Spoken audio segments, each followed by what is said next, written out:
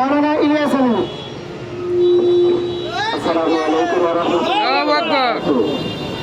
আজ চৌধুরী জনতা রাস্তায় নেমে এসেছে, তার অন্যতম কারণ হিন্দুত্ববাদী জঙ্গি সংগঠন ইসকন, যা 1966 সালে নিউ ইয়র্কে প্রতিষ্ঠা হয়েছিল। বর্তমান সময়ে যার সদর দপ্তর পশ্চিমবঙ্গের কলকাতায় অবস্থিত। সেখান থেকে তারা কলকাঠি নাড়াচ্ছে। সারা পৃথিবীতে তারা 800 ইসকন মন্দির করেছে। এই মন্দিরে তারা সেবার নামে মুসলমানদের ঈমান হরণ করে যাচ্ছে, যা বাংলার মুসলমান মেনে নেবে না। জানেন, চট্টগ্রামে বিভিন্ন প্রতিষ্ঠানের সেবার সুরাতে তারা প্রবেশ করে আমার মুসলিম ছেলে মেয়েদেরকে তারা প্রসাদ নামীয় নামক খাবার খাওয়াচ্ছে, যা বাংলার মুসলমান মেনে নেবে না।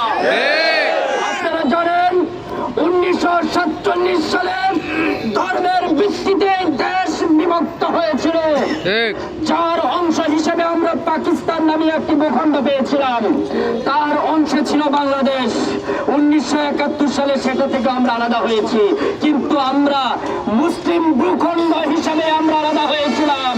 এই মুসলিম ভূখণ্ডে কোনো হিন্দুত্ববাদের কার্যক্রম চলতে দেওয়া হবে না।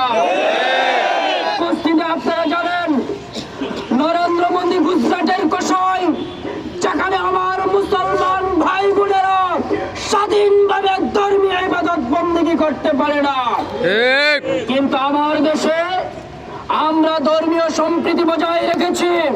আমরা কোন হিন্দুদের ইবাদতখানায় কখনো হামলা করি নাই, নিষেধাজ্ঞা জারি করি নাই, কিন্তু কোটি কয়েক হিন্দু আমাদের মুসলমানদের উপর আঘাত করবে, তা আমরা মেনে নিতে পারি না।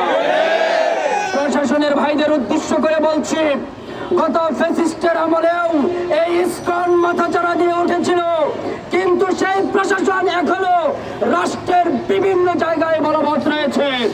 আমি প্রশাসনের ভাইদের উদ্দেশ্য করে বলছি, আপনারা নিরপেক্ষ ভূমিকা পালন করবেন। যদি নিরপেক্ষ ভূমিকা পালন না করেন, যেরকম ভাবে ফ্যাসিস্ট এক কাপড়ে বেরোতে বাধ্য হয়েছে, আপনাদেরকে বিভিন্ন দপ্তর থেকে টেনে হেসে এক কাপড়ে বেরোতে বাধ্য করবে। এই প্রসঙ্গে আলোচনা করতে গেলে অনেক লম্বা আলোচনা। যেভাবে মুসলমানদের উপর নির্যাতন করা হচ্ছে, তা কোনো মুসলমান মেনে নিতে পারে না। যখন যেথায় ডাক আসবে, আমরা প্রস্তুত আছি। তো আমার সর্বপ্রথম পরিচয় আওয়ামী লীগ নয়, সর্বপ্রথম পরিচয় আমার বিএনপি নয়, সর্বপ্রথম পরিচয় আমার জামাতে ইসলাম, ইসলামী আন্দোলন সহ অন্যান্য কোনো সংগঠন নয়। আমার সর্বপ্রথম পরিচয় আমি একজন মুসলমান। যদি কোনো মুসলমান নির্যাতনের শিকার হয়, দল মত নির্বিশেষে কাঁধে কাঁধ মিলিয়ে আমরা ঝাঁপিয়ে পড়বো।